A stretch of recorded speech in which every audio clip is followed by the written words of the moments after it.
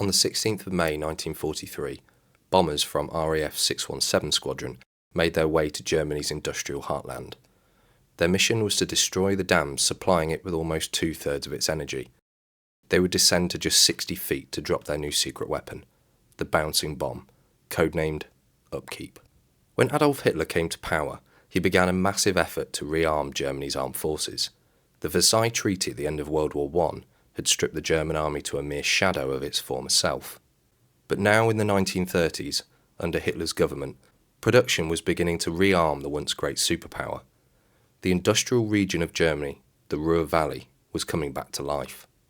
The majority of the power was provided by a series of hydroelectric dams and their enormous reservoirs. The dams included the Möhne, the Eder, and the Sorpe. Together, the three dams provided almost two-thirds of the energy requirements of the Ruhr Valley.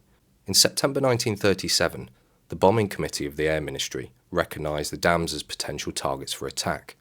If they could be destroyed, they hoped that the industrial production capacity would be severely affected. However, at this time, the Royal Air Force did not have a bomb in its inventory capable of carrying out such a task. Until 1940 and the introduction of a 1,000-pound bomb, the largest size was only 500 pounds. A British designer, Dr. Barnes Wallis, also realised the dams could be a critical target for the war effort. Wallis had designed the Vickers-Armstrong-Wellington twin-engine bomber, the mainstay of bomber command at the beginning of the war.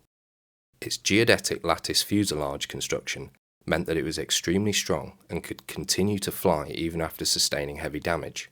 He was a revered figure in aeronautical design. He began to study pre-war documents detailing the dam's construction in the hope of designing a weapon to destroy them. He calculated that a 10-ton bomb dropped from 40,000 feet would be required. There were, however, a few problems with this. The principal ones being that no such bomb existed, nor the plane capable of carrying such a load. If these were not enough, bombing at the time was extremely inaccurate, especially from that altitude. Landing his bomb within a few hundred feet of the dam would almost be luck.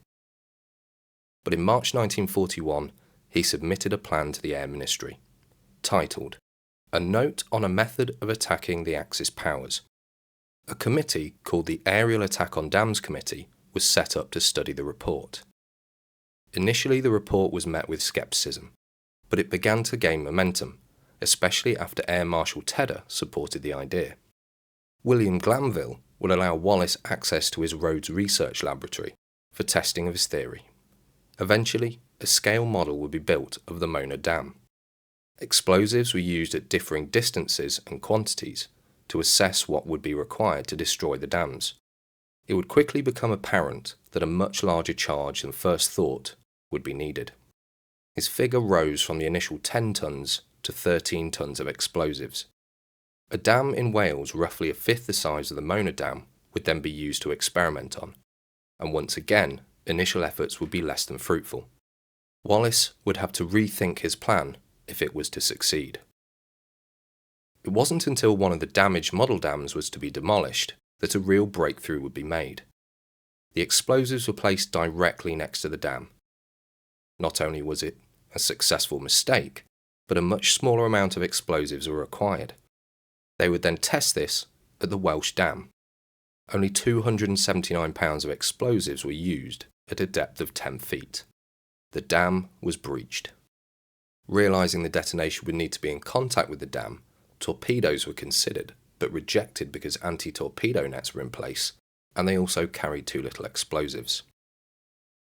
7,000 pounds of explosives were calculated to be required. Now, the team needed to design the bomb. Wallis would take inspiration from skipping stones as a child. The stones would bounce across the water because of the spin imparted on them. He then decided the bomb would need to be spherical. He would practice his idea in his garden at home with marbles, and then at a larger scale in a ship testing tank.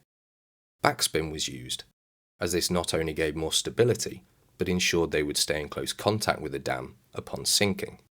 Trials using a Wellington bomber were then carried out in Dorset, England, and the first successful launch was carried out on Saturday, January the 23rd, 1943.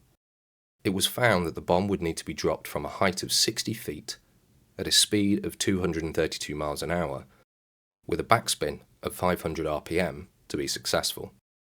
The bouncing bomb was born. It was codenamed Upkeep. The plane to be used was a specially modified Lancaster bomber, the B-3 Special, known at the time as the Type 464. The Lancaster was the largest bomber in British inventory at the time, and the only plane capable of carrying the bomb. The Admiralty, who had been searching for a method to attack German warships, also expressed an interest and placed an order for 250 bouncing bombs to replace the unreliable Capital bomb. These were smaller than Upkeep and would be codenamed Highball. The Chief of Bomber Command, Sir Arthur Harris, remarked that the entire thing was rubbish and wouldn't even produce a working prototype within 6 months. But his superior, Sir Charles Portal, decided otherwise. And on February 19, 1943, the conversion of 3 Lancaster bombers to test the bouncing bomb began.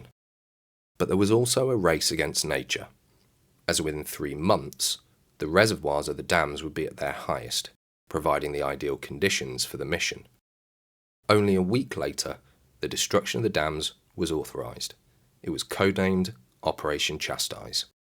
2 days later, the design was finalised and production of the bombs began, and on April the 8th, the first Lancaster had been converted. And only 5 days after that, the first successful drop was made. The first 3 drops were a failure. It was found that the outer spherical shell would disintegrate on impact, so it was removed. Using Torpex as the explosive charge, it would be detonated by hydrostatic pistols, as used in depth charges, and they were set to a depth of 30 feet. However, if these were to fail, it also had a self-destruct fuse set to 90 seconds. Its overall weight was 9,250 pounds, of which 6,600 pounds was Torpex. Upkeep was 1.5 metres long by 1.3 metres wide. The bouncing bomb programme was underway, and it would be produced by Vickers Armstrong.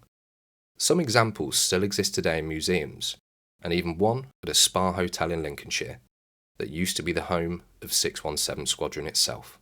If you like my content, please consider subscribing to my channel, and please do leave feedback.